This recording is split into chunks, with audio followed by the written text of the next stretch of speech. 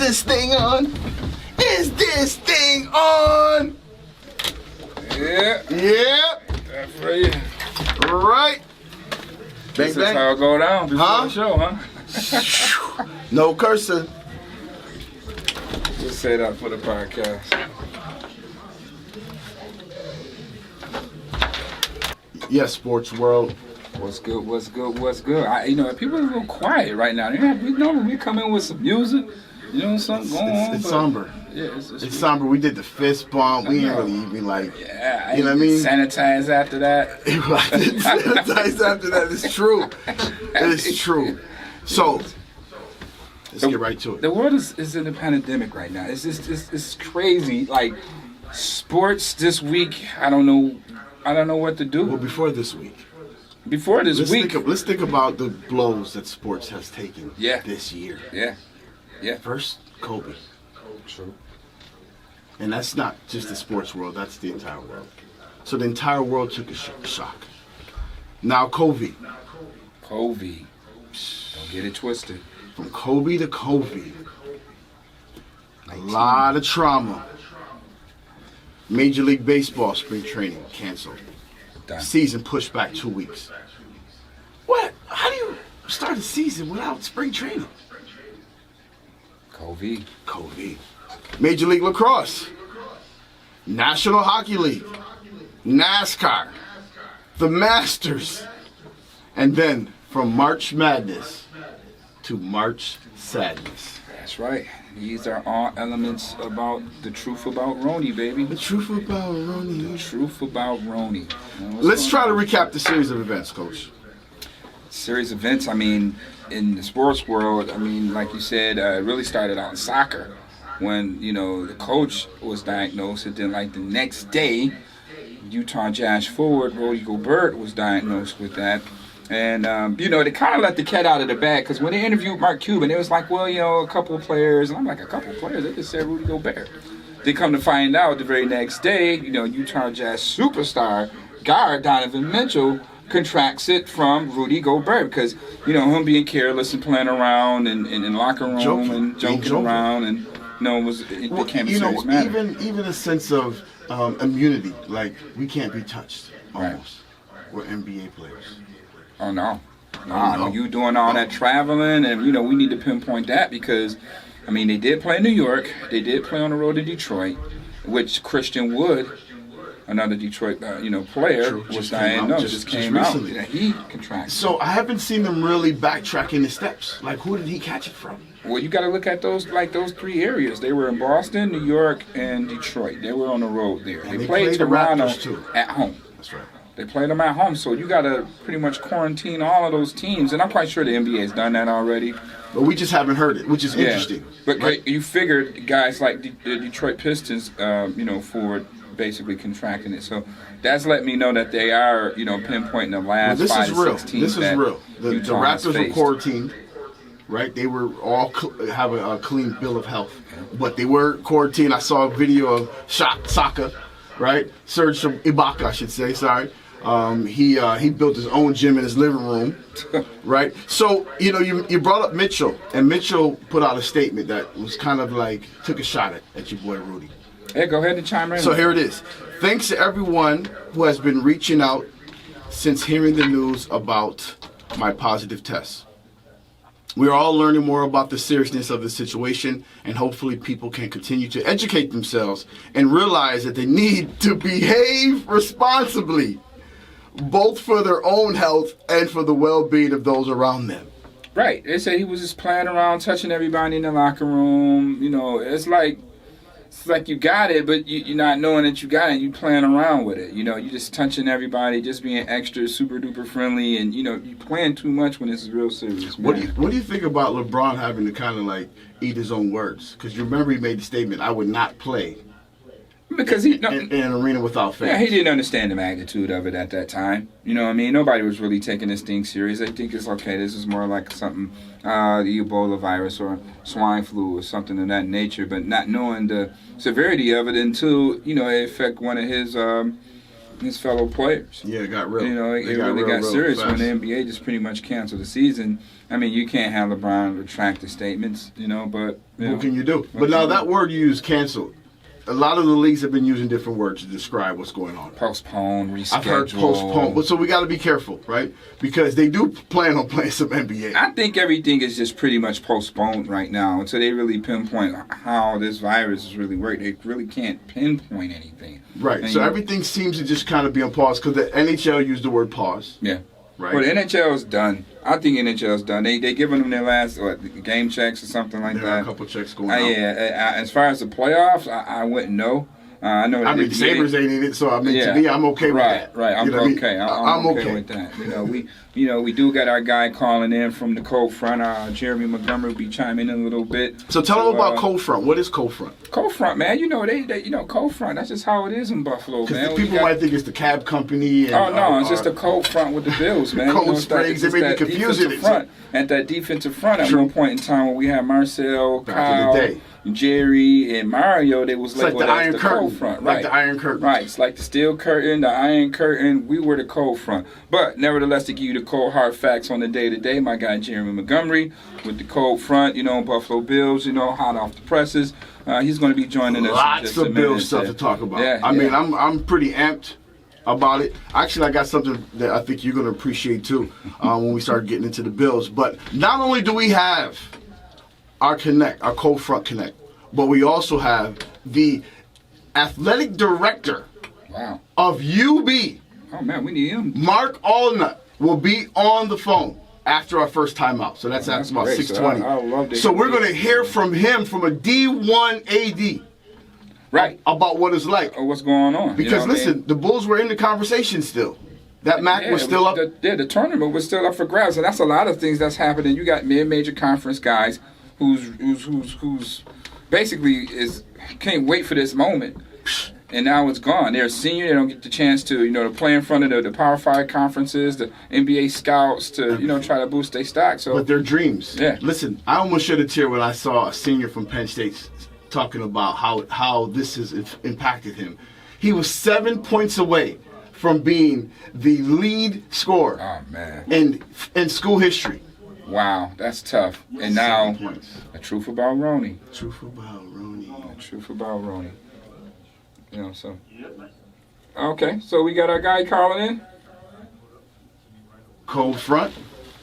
Yeah, I knew I felt. And then we have another guest. Yeah, we have that you just secured right at the end. We got my guy Ed Davis all the way from Atlanta. He's the agent, so you get the chance to hear what's happening, with him and how it's affecting them, from an agent, from a representation standpoint. He did have 2 studs, by the way, that was entering in the HBCU combine. I don't know if we could drop that Bills talk though. I don't know if we can bring that up. No, we put that on the back burner. Yeah. But hey, we got my guy from the cold front is online with us, Mr. Montgomery, JTM. How you doing today, sir? What's going on? Outstanding. We doing good, man. We just sitting up here chiming, talking a little bit about the truth about Roney a little bit, and how it's affecting in the sports world. It's kind of tough, man. I don't know how to feel at this point. It's kind of tough watching TV because there's nothing on TV to watch. Man, a great week for the Bills, I would say, as far as being proactive before free agency really hit. So that was solid, man. That was a real solid job. And at the deal they got him for, I mean, when the reports first came out, it was $6 million up to $8 million. But then when you really break down what he has to do, the incentives, man, I mean, that's a great deal by being it. That's a great deal to get a guy like Josh Norman for that type of contract. Take that. And the most important part, he kept your franchise quarterback clean, all right? And here's a guy that's pretty much was durable, played every game last year. And if you go back to his history, his record proves that the last, out of 66 games, 64 he started in, you know what I mean? So, I mean, the durability is there. And once again, your quarterback was held outright. Those are the only stats you really got. I mean, when you're looking at O-line, if you're not looking at the tape. Yeah. I mean, that's about it, right? How many sacks you do? Games? Right. Exactly. So, I mean, this guy is a stud. At $15 million a year. That's the same contract that John Miller got to leave Buffalo. You mentioned that. So once again, Brandon Beane is stealing the right way. Now I've been stuck on this stealing word since Rex Ryan had the audacity to talk about us while he was leaving. Mm-hmm. So every time I saw the coach and Brandon Beane, he's been doing a phenomenal job on stealing the right way, stealing super duper bargain players at a cheap price, and they're paying dividends from Buffalo. Quite an example. You got guys like Shaq Lawson pretty much price itself out. Potentially, Jeremy, you could chime in with that in just a minute. I had the opportunity to talk with his agent down at the Combine, and things was promising, but I guess they couldn't come to agreement with the numbers. And then once, that article came out where, his potential is anywhere now between 10 to 12, then you have to reconsider, hey, this is what you wanted me to do. You want me to test the market. You didn't pick up my option last year, so this is what I'm going to do. I'm going to test the market and maximize my value. And if it's, not to my liking, hey, I could come back and sign that contract. And, hey, hopefully, he can come back because, like you said, he was a detrimental piece in Leslie Frazier's defense. They was moving him inside to play that 3-tech, where he was very aggressive at. He was making plays at. And then, it's a situational pass rusher, career high in sacks this year. So he was pretty much developing into what they needed him to do. Was just, we're a day late in the contract year short. You mentioned something is special happening here in Buffalo, because not only are we getting these great, talented players willing to stay here and not test the market with Quentin, but we also have players rescheduling their contracts. Yeah. Right? So we got our, was it Croft? Croft restructured and style of toilet paper. He did that early. He did that early too. He before they start trading and start making them bait. He was like, "Listen, man, I'll take $10. It's okay. $10, man, and an Uber ride to the stadium." But we also did sign. We signed our tight end. Yeah, we signed. Jason Croft Cakes. Yeah. Signed Jason Kroom. But we already know why. Kroom's always going to. He's sticking around though. This guy. Yeah, he's still. Yeah, This guy's got some sticking power. Yeah. And this is for Mookie, because one thing that kind of rubbed Mookie the wrong way is that they keep talking about our black quarterbacks, saying why don't they consider other positions? And I was going to throw the question out. Maybe we could apply that same kind of question to tight ends. Maybe you could play a little O-line. Yeah, you need to go play tackle. We can start dropping that question on him. You know what I mean? Go play tackle guy. What do you think? You ever want to play a little guard? Yeah, some long snapper? Your 10-yard split is phenomenal. Yeah, so hey man, so what do you think right now that, heading into this free agency, if you was the GM for a day, what would you be doing?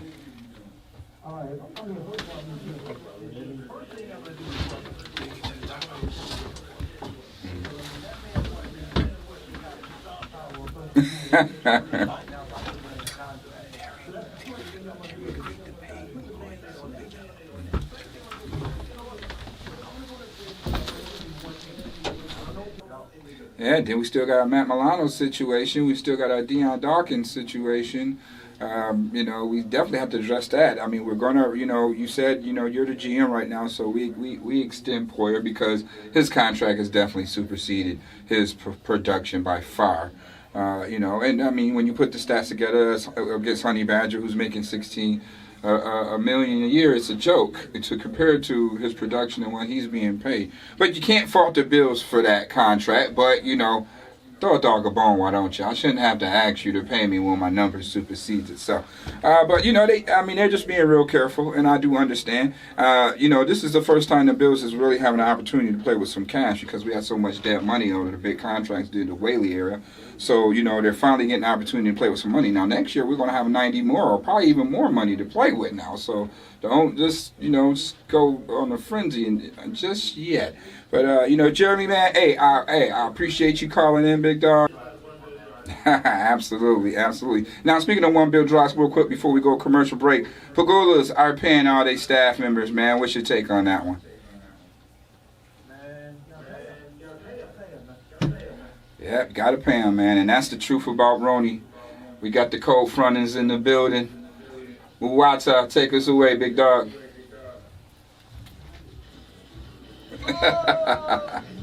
Oh, I don't know about she's my only one. I don't know.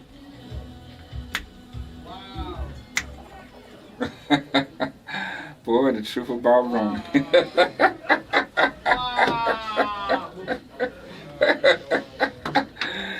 That was great. The truth about Ronnie. The truth about Ronnie. That's right. We're going to come right back with the truth about Ronnie part 2.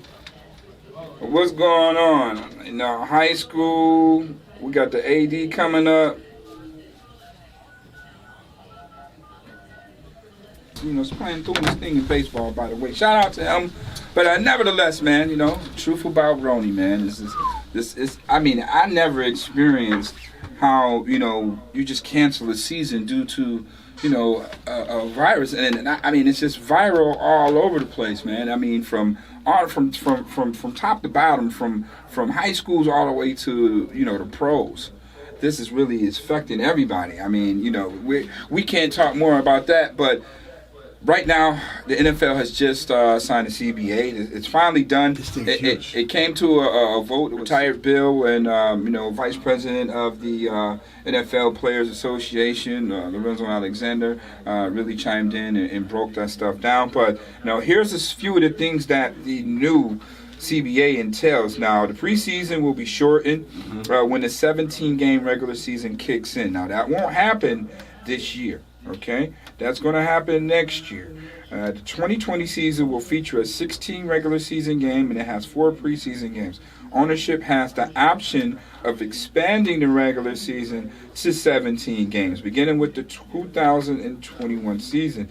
That change appears to be basically inevitable. And everyone was saying that, right? Yeah. The preseason games was just getting outrageous. Right. They're sitting all the stars anyways. Like, let's just get on to it. Yeah, get on to it, right? Or somebody at risk injury, whatever the case may be, and he's out for the season in that last game. So, you know, let's just cut the chase and get right to it. Once again, I did say the preseason will shorten to 17 once that kicks in, but most importantly, you know, the players get more money. The players will receive 48% of the league's revenue beginning in 2021, which is up from, you know, 47% of last year. That share of increase, the 48.5%, you know, will be added into the 17th game as well.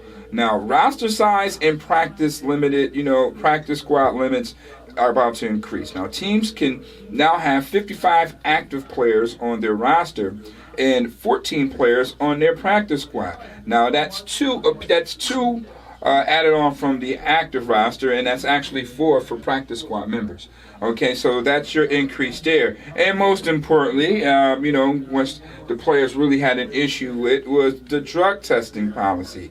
Okay, now the CBA do eliminate suspensions for positive drug tests instead of instituting fines up to 3 weeks of pay. Now, failure to cooperate with the testing and clinical care is only a violation that results in a suspension that comes after the 4th violation. In the new CBA, it also shortens the window for testing from 4 months to 2 weeks at the beginning of camp, and increasing the threshold for a positive test of marijuana. So, in more layman terms, okay, they have a 2-week window to test these guys. They don't have a 4-month window as the beginning of, let's say, OTAs, all right?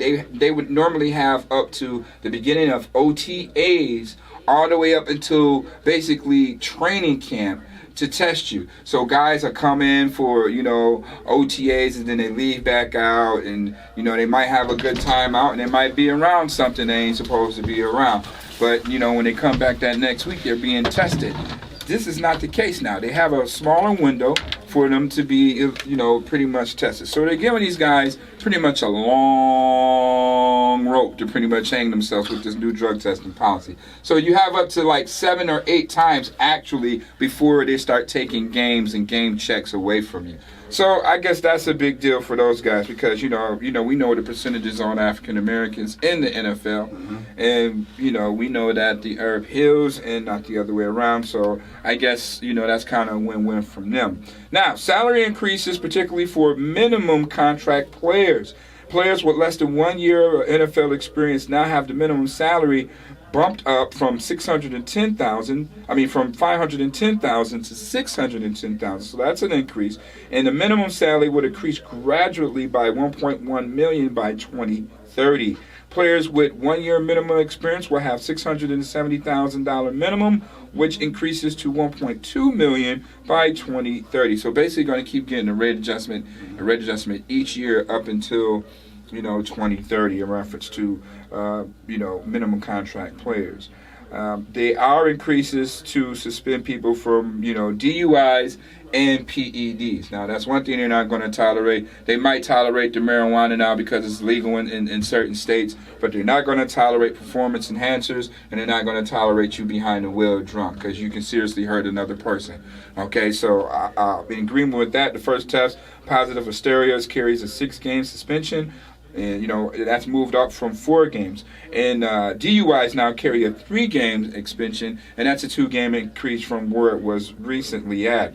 And Roger Goodell will no longer handle suspensions and appeals as he had in the previous agreement. So, no more bad guy. You can't point the finger at Roger Goodell no more and say that's the bad guy. I'm sure he slid that. I'm quite sure I think he did too. He didn't want the responsibility of being. But that's why you get the big bucks. Do you know how much this man gets paid? He get paid $40 million a year. This man gets $40 million. $40 million.